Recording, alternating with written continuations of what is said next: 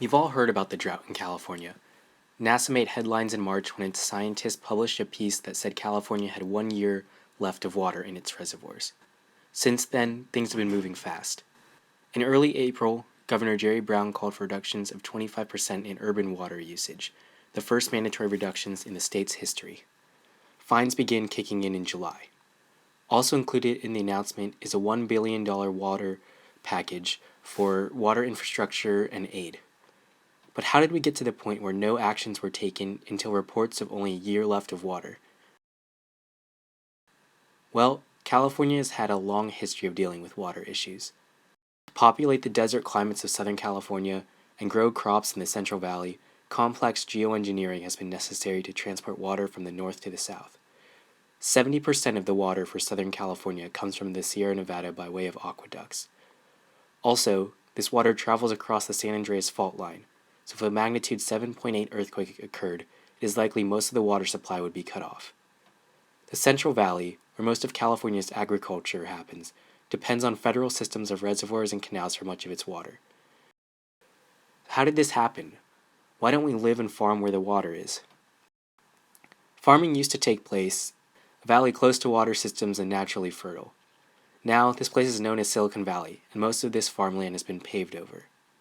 The Los Angeles population was supported by water from the San Gabriel Mountains and the Los Angeles River, but growth quickly exceeded the limits, so the rights to water from Owens Valley was bought in the early 1900s, and the aqueduct was constructed, allowing for a Most significantly, the population of California overall has dramatically increased.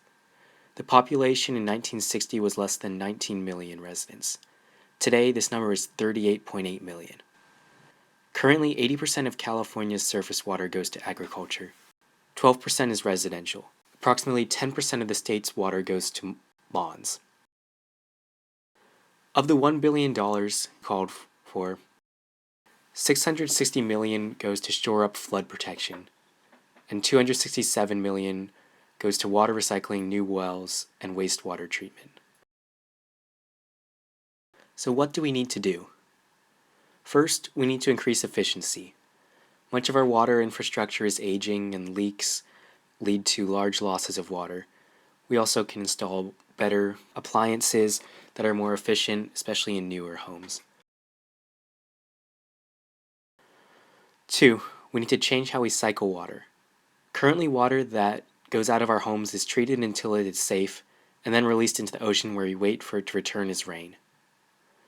Gray water or recycled water is the name for the system where this water is then recycled back in. We need to rethink how we use water. We need regulations over farming, homes, and industries so that the resource that we all need will be preserved for our futures. Finally, we need to realize this is not a problem that is going to go away. California has had droughts before and reduced water usage, but afterwards, recycled water programs and policies promoting water conservation have been reduced.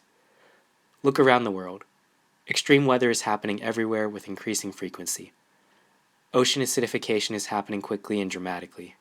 Climate change is a problem of the present and the future. The drought is part of a worldwide need to rethink how we use resources. Building the future we want needs to start now.